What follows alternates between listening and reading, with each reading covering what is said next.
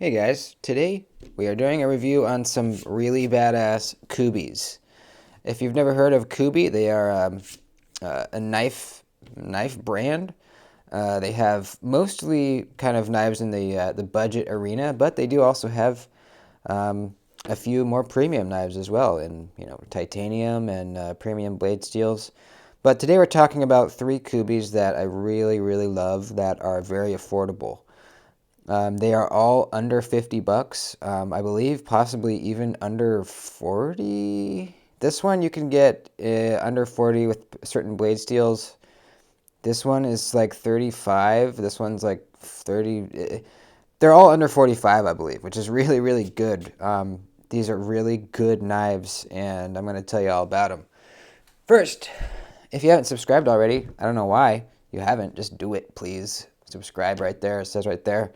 Follow me on Instagram too, duties_daggers. That way you're all kind of up to date on when we go live, giveaways, all kinds of stuff like that. I'd appreciate it. We're almost at 1,000 followers on Instagram. And once we do get to 1,000, we're going to give some stuff away. So, Kubey. I've been a Kubey fan for a while, ever since I got my first Kubey, the Momentum. I'm not going to talk about the Momentum in this video. I've already talked about it enough. It's amazing. It's my favorite budget front flipper. And this also is right around 35 bucks. I'm in the process of making these custom aluminum scales for it, and they're not quite done. I still have some fine tuning to do, so that's not going to be in this video. So on the top here we have the Kubey Royal. This is a CM Designs knife. This is from Colin Mason Pierre. We just had him on the Cartel Blade Hangout, or Blade Cartel Hangout, I mean, yesterday. And really cool guy. This is one of his designs. He is also the main designer behind Devo knives, along with Kev over at Lefty EDC. Really cool guy. And then we have the Kubey Ku074. This is an amazing knife. Check this out. Look at that highly reflective bevel. Let me wipe it off. Should have done that before I started. Look at that beautiful blade. I have put a hole in mine, but when you buy it, it will be just a flipper only. Really good flipping action, and now that I can reverse flick it, this knife is absolutely amazing. Amazing. You can do this yourself. I will give you the link to buy these carbide bits. They're cheap. They're from Amazon. I'm not sure how long they'll last you. I've only done two knives so far, and they're still doing fine, but I don't know how long they'll stay sharp. The set is only 30 bucks though, so even if you only get a couple knives out of it, I think that's worth it. I'll link them down below. So you can do this to yours if you want to, but even if you don't or don't want to, this is an amazing knife. We'll talk about it in more detail in a minute. And here we have the Kubey Kois, Koeus, I believe. C-O-U. I don't know. It's the Kois. I'll put it down below. This is a really cool knife. Now this one I have enlarged the choil a little bit so I can choke up. It comes with a pretty decent sharpening choil, but it's just smaller. I also have stone washed or acid washed the blade here on mine. It comes with just a regular satin, but you can also get these. Well, these two come in different options. Different handle colors. You can get the black blade or the satin blade. This is the only version of the knife that I'm aware of. So, three really kind of different designs, but all really cool in their own way. Let's start with the Royal. So, two means of deployment. We have this pretty wide, long window there for the reverse flick. Thumb flick is doable too. It's a little awkward. It's kind of one of those ones where you have to make this kind of motion rather than this kind of motion, but you can easily do it. Great reverse flicker though, and man, this top flipper, really good. This jimping wraps around the top and it's so grippy. Yours might even be a little bit sharp when you get it. I actually took a file and just kind of barely knocked down the edges because it was almost too sharp. But really nice, grippy jimping that just is so easy to fire out. You can do all the little tricks. You can do over the top, side of your finger, however you want to do it. The action on the drop, a couple shakes, you're going down. It's a smaller knife, but you do have this little kind of flat spot to choke up on. Blade steel we're looking at here is D2, but I believe these come in different steels. I think there's even an S35 VN one. We have a deep carry clip that's not inset, but we do have flat-headed screws. This is an okay clip, not my favorite, but it works fine. G10, black G10, but like I said, there's other options. We have a bead blast finish on the blade, which is not my favorite, but you can get the black bladed version if that bothers you. Now this one also I have enlarged the choil, the sharpening choil. Not a choke up spot, but just so I can sharpen it easier. It came with an okay one. It had a little bit of space, but not quite enough for me, so I just enlarged it a little bit. So you can see now we have a nice, good area for sharpening in there. This also is an easy thing to do, guys. All you really need is a Dremel, which are cheap, and then some carbide burrs.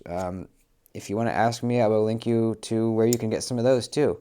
In fact, I'll just put them down below, regardless. And, you know, it takes just a couple minutes to just enlarge the sharpening choil. Always make sure that your stop pin isn't going to be hitting where that choil is in the closed position, because if you take away material right where the stop pin's hitting, you'll get some wobble. It's not going to lock up properly anymore, or it's not going to, you know, stay closed properly. But there's no stop pin on this one back there, so you can do as much as you want in here. So Kubey Royal, just great detent, great front flipper, and really cool guy behind the design. The Kubey Koi. This is an in-house design from Kubey, and it kind of reminds me of a Spyderco in a couple ways. We got the nice window here for the reverse flick. Super snappy, man. Really, really snappy. This one's kind of a smaller knife. You know, choked back, I get a full grip. You get a little extra. This is a knife that kind of really locks you into the hand position. Just kind of the way you have this kind of enlarged little area here for your pointer finger, kind of just makes you feel locked in this way. It feels really nice. If you had much larger hands than I do, you'd probably be kind of back here, but there is this little flat spot for your pinky, so it might not be that bad. Unless you had much larger hands than I do, then this might be a little small for you. Or you can enlarge this area like I did, and you can get a nice choke-up spot. And in that case, I have a lot of extra handle. I think the main thing I like about this is the really snappy reverse flick. I mean, really snappy. The thumb flick is also great because we have this little flat spot at the top corner of the hole, which makes it really easy to thumb flick. Really, really easy. And the blade. The blade on this is awesome. Really thin behind the edge. Full flat grind, just like a Spyderco. Kind of a leaf-shaped blade like a Spyderco. If we look under here, you can see how thin that is. Here, let's see. You're not getting a great view. But if you look down, you can see how thin that is, even coming up, approaching the edge up here. It's just very thin. This is a slicer, dude. The tip gets very, very precise and thin. I just like the blade. You know, I love Spydercos. This reminds me of a Spyderco blade. I have put a nice, really nice edge on this, and holy crap, dude, it's a laser. Not super drop shutty, you know, a couple of little shakes, it goes down. Man, it's just it's so fun to flick. This is actually pretty fidgety, I think, just because the way that the detent is tuned and the way that you can really easily thumb flick it, you know. A lot of these knives with opening holes are are kind of awkward to thumb flick, just like the Royal here. You kind of have to do a different motion to be able to get it out than you would with a thumb stud. This one, since we have that flat spot, it's just so easy, dude. Makes a nice sound. Really, really nice. The Kubey Koi, and this one is in D2 as well, for right around the same price, right around 35, maybe 40 bucks. All right, let's get to my favorite of this bunch, the Kubey Ku074. This is kind of a lesser known Kubey. I very rarely see this knife come up in videos on YouTube. You can find reviews of it, but nobody really talks about it. I'm not really sure why. There is one kind of big issue with it, but not big enough to make me dislike the knife at all. The blade steel here is D2 also, so all three of these is D2, which I really have no problem with. Kubey seems to do a pretty good job with D2, and when D2 is done correctly, it's actually pretty good. It's a lot better than a lot of people think it is. I just love how the high polish on this looks. It looks so nice. We have this kind of, I don't even know what you would call that. It's almost like a fluting on this this G10. I just think it looks really nice. We got that on both sides. So it's a flipper only when you get it. Good flipper tab, you get some good leverage. I can fail it, but I mean, even if you just barely push it, it deploys, so it's really not that bad. And look at this shutting action. Holy crap, dude. We have no blade play right now. That is unbelievable. And now that it has a hole deployment, oh my god, I love this thing. It's just, the D10 is tuned perfectly for the hole, and I didn't mess with the lock bar at all. It is just perfect, man. Yeah, really easy thumb flicker too. This thing was just meant to have a hole. I don't know why they didn't put one. It's just, you know, there's enough space right there for it. It is just perfect for a hole. We have a really good choke up spot, man. Super, super good. It kind of reminds me of a hinderer. The way that this forward finger choil is with the flipper tab. See what I mean? Very similar. How the finger choil is kind of, or the flipper tab is kind of part of the finger choil. You kind of rest your finger on top of that flipper tab. It just feels so good. It feels like a hinderer. It feels like choking up on a hinderer. It really does. Speaking of hinderer, the whole blade shape kind of reminds me of a sheep's foot XM18 a little bit. You know what I mean? Look at that. Kind of similar. Kind of similar.